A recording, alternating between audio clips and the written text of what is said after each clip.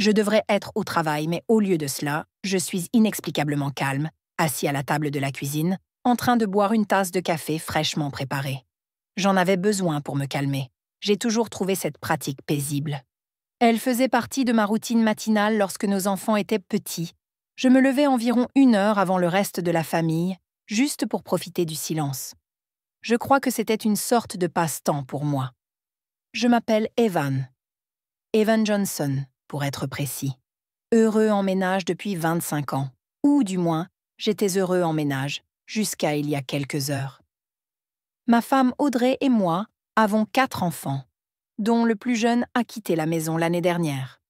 Ma femme se débattait avec ce qu'elle appelait le syndrome du nid vide. Elle semblait déprimée, et je l'ai encouragée à se trouver un passe-temps. Je crois qu'elle en a trouvé un. Il y a environ 1 heure, j'ai découvert son hobby. Il s'appelait Stallone, du moins, c'est comme ça qu'elle l'appelait. « Allez, Stallone! Allez, bébé! Je sais que tu peux le faire! » Il était étrange que le riche arôme de mon café préféré, qui flottait dans la maison, ne les ait pas interrompus. D'habitude, quand je faisais du café, Audrey s'enfuyait avant même qu'il ne soit prêt. Mais je suppose qu'elle était très préoccupée. « Dis-moi à quel point je suis meilleure que ton mari, cette mauviette. »« Oh mon Dieu, tu es tellement mieux. Tu es incroyable. » Mon Smith & Wesson modèle 59 était posé chargé sur la table de la cuisine en chêne rouge, à côté de ma tasse de café. Je n'avais pas l'intention de l'utiliser, mais il valait mieux l'avoir à portée de main, au cas où. Après tout, son amant était un flic. Je le savais, parce que lorsque je suis rentrée tôt, son uniforme et sa ceinture à outils étaient éparpillés sur le sol du salon, à côté de tous les vêtements de ma femme. Prends-moi plus fort, Stallone, plus fort. Je n'ai jamais rien ressenti de tel jusqu'à ce que tu viennes. Dieu merci, tu as joui. Le grincement des ressorts du lit et le choc de la tête de lit contre le mur résonnaient constamment dans ma tête. J'avais du mal à me concentrer sur ce que je devais faire. Je ne savais pas exactement combien de temps il me restait, mais à en juger par le bruit qui provenait de ce qui était ma chambre à coucher, dans laquelle, d'ailleurs, je ne remettrais jamais les pieds, je me disais que j'avais largement le temps. Je savais que ce n'était pas la première fois qu'ils étaient ensemble parce que, entre autres choses, j'ai entendu Audrey dire « Bon sang, chérie, il faut qu'on trouve un moyen d'augmenter notre temps ensemble à 2 ou 3 fois par semaine au lieu de le faire de temps en temps. » Comment en suis-je arrivée là, au milieu de ce cauchemar? C'était vraiment stupide, pour être honnête. Je suis allée au travail et j'ai oublié ma mallette. Techniquement, je l'ai laissée dans le garage parce que je l'avais posée pendant que je sortais le chat de sous le capot de ma voiture. Puis, je l'ai oubliée. Tebby, notre deuxième chat, a de la chance. Clarence, notre premier chat, n'a pas eu cette chance. Par un froid matin d'hiver, il y a des années, j'ai oublié de frapper sur le capot avant de démarrer la voiture. Ce fut la fin de Clarence. Il n'y a rien de tel que le bruit que fait un chat lorsqu'il s'en mêle dans une courroie de ventilateur tournant à 1000 tours par minute, sans parler du sang qui vole partout. Clarence n'était pas assez intelligent pour éviter ce sort, et apparemment, moi non plus. Tu ne laisseras plus jamais ce lâche que tu appelles ton mari te toucher, n'est-ce pas? Non, il ne me touchera plus jamais, je le jure.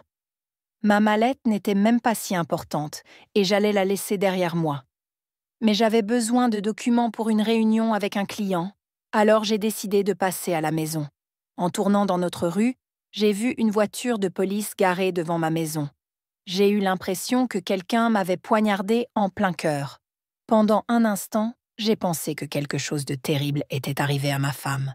Je me suis engagée dans l'allée au volant de ma Toyota Camry et j'ai failli heurter la Lexus LS argentée flambant neuve de ma femme. Son nain de jardin en plâtre n'a pas eu cette chance. Je n'ai même pas fermé la portière de la voiture en me précipitant à l'intérieur. C'est ainsi que je me suis retrouvée ici, assis à la table de la cuisine, à boire du café en écoutant ça. Prends-moi maintenant, Stallone. Fais-moi du bien. Mon Dieu, je n'ai jamais rien ressenti de tel. Honnêtement, j'avais envie d'un whisky plutôt que d'un café, mais j'avais besoin de me changer les idées. Leurs cris de passion étaient déjà assez dérangeants. Les voir, c'était pire. Mais je me suis forcée à chercher les preuves vidéo et audio nécessaires. Les voir se rouler dans mon lit était horrifiant, mais le plus désagréable n'était pas la vue elle-même. C'était l'humiliation verbale que ma femme m'infligeait. « Mon Dieu, tu es tellement meilleur qu'Evan. Donne-moi ça, bébé !» Cela a semblé stimuler son amant, car toute la maison s'est mise à trembler et ses gémissements se sont amplifiés.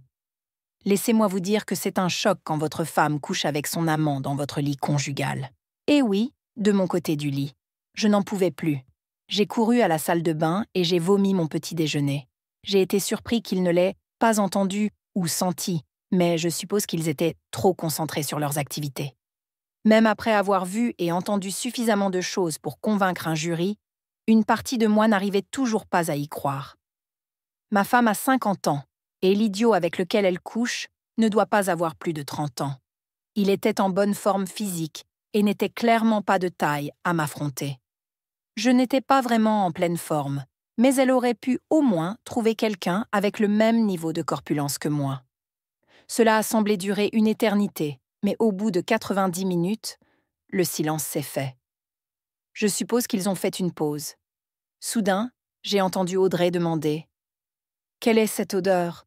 Tu as fait du café ?» Son amant n'a pas répondu, juste un « Oh mon Dieu » d'Audrey, suivi de bruits frénétiques de courses, de placards qui s'ouvrent et se ferment, et de tiroirs qui claquent. J'ai supposé qu'ils étaient en train de nettoyer leur désordre. J'ai pris note de faire immédiatement un test de dépistage des MST. Ils ont fini par descendre, enveloppés dans des draps. Ils se sont figés en me voyant assis à la table avec mon Smith & Wesson. Ils ont tous les deux été choqués de me voir assis à la table de la cuisine, sirotant tranquillement mon café, avec mon Smith & Wesson modèle 59 posé sur la table à côté de moi. Audrey a eu le souffle coupé et son amant, Stallone comme elle l'appelait, semblait sur le point de s'évanouir. Ses yeux se sont dirigés vers son uniforme et sa ceinture à outils, qui gisait toujours en tas sur le sol du salon. Son visage a pâli lorsqu'il s'est rendu compte que son arme avait disparu. Je voyais la panique s'installer. « Vous cherchez votre arme de service ?» demandai-je nonchalamment, en buvant une nouvelle gorgée de café. Il n'a pas répondu, s'est mis à genoux et a commencé à fouiller frénétiquement dans la pile de vêtements qui se trouvait sur le sol. Le drap dans lequel il était enveloppé est tombé, le laissant complètement à découvert. Il ne semblait pas s'en soucier. « Ouais, ton patron est déjà passé et l'a ramassé, » ai-je poursuivi. « C'est un chic type, votre sergent. Il a aussi pris votre arme de secours. Il a dit quelque chose sur le fait que le numéro de série rayé pourrait vous attirer des ennuis, 5 à 7 ans d'ennuis, pour être exact. » Les épaules de Stallone s'affaissèrent considérablement à cette révélation, et je ne pus m'empêcher de sourire. « Ne vous inquiétez pas, » dis-je. Votre sergent a pensé à prendre votre uniforme aussi, mais il s'est dit que vous pourriez en avoir besoin quand vous partirez d'ici.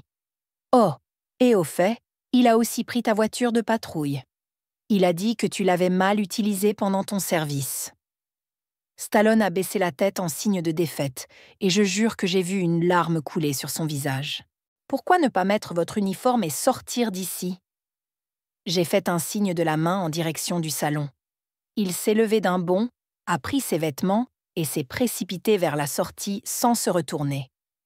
Audrey, toujours enveloppée dans son drap, s'est tournée vers moi, les larmes aux yeux. « S'il te plaît, Evan, » dit-elle, la voix tremblante. « Je t'aime. Ça ne voulait rien dire, c'était juste un hobby ou quelque chose comme ça. » Je n'ai pas pu m'empêcher de rire devant l'absurdité de ces paroles. « Un hobby, hein? J'avais peur que tu l'aimes et que tu veuilles divorcer. Mais maintenant, je me sens juste mal pour toi. »« Ce n'est pas vrai !» s'écrie-t-elle. « Je ne l'aime pas. Je t'aime, Evan. Je t'ai toujours aimé. Pourquoi en douterais-tu ? » ?»« Oh, je ne sais pas, Audrey, » ai-je dit, mon ton dégoulinant de sarcasme.